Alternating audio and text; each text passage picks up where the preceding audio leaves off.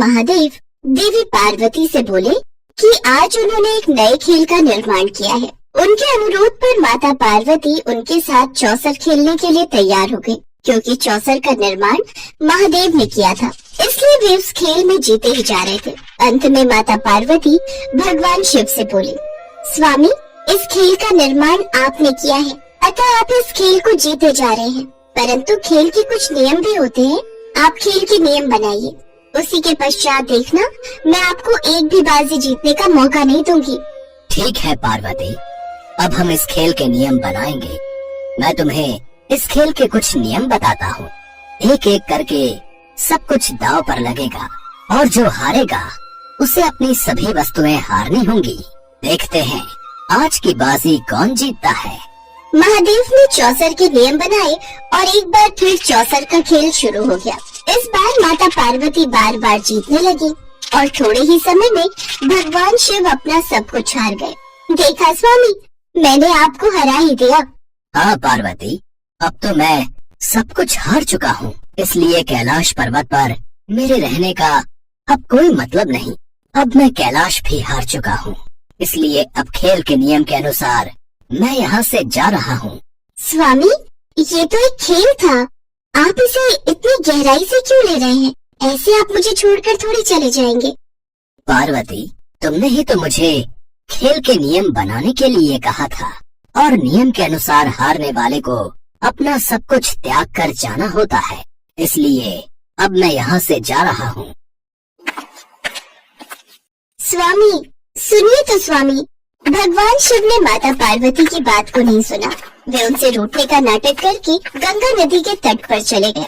थोड़ी देर बाद जब भगवान कार्तिकेय कैलाश लौटे तो उन्होंने भगवान शिव के बारे में पूछा, तो उन्हें सारी बात पता चली, तो वे भगवान शिव के पास चले गए। अब तो महादेव भी जा चुके थे और कार्तिकेय भी, इसलिए माता पार्वती और चिंतित हो गई।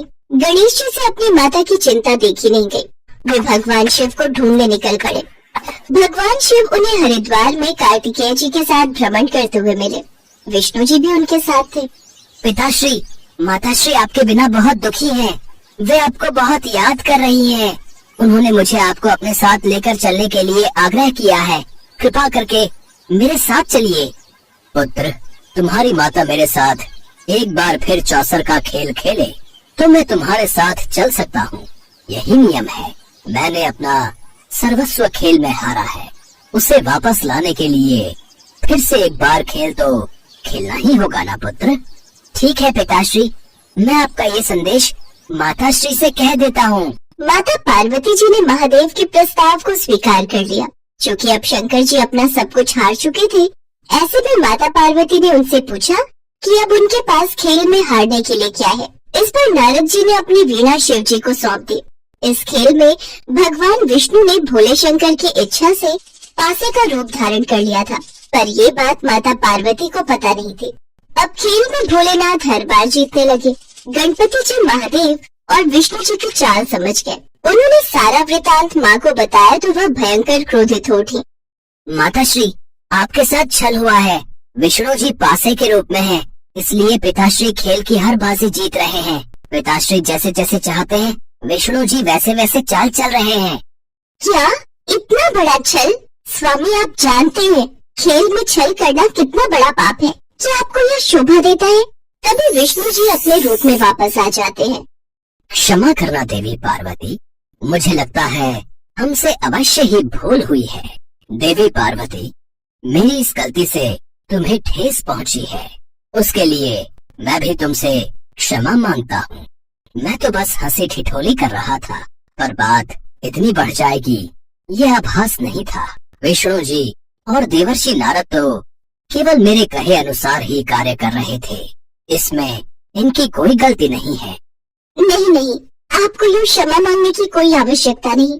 शायद मैंने भी खेल में नियम कुछ ज्यादा ही सख्ती से ले लिए। महादेव, आपको भी तो इस वजह से बहुत परेशानी हुई। मैं भी आपसे क्षमा मांगती हूँ।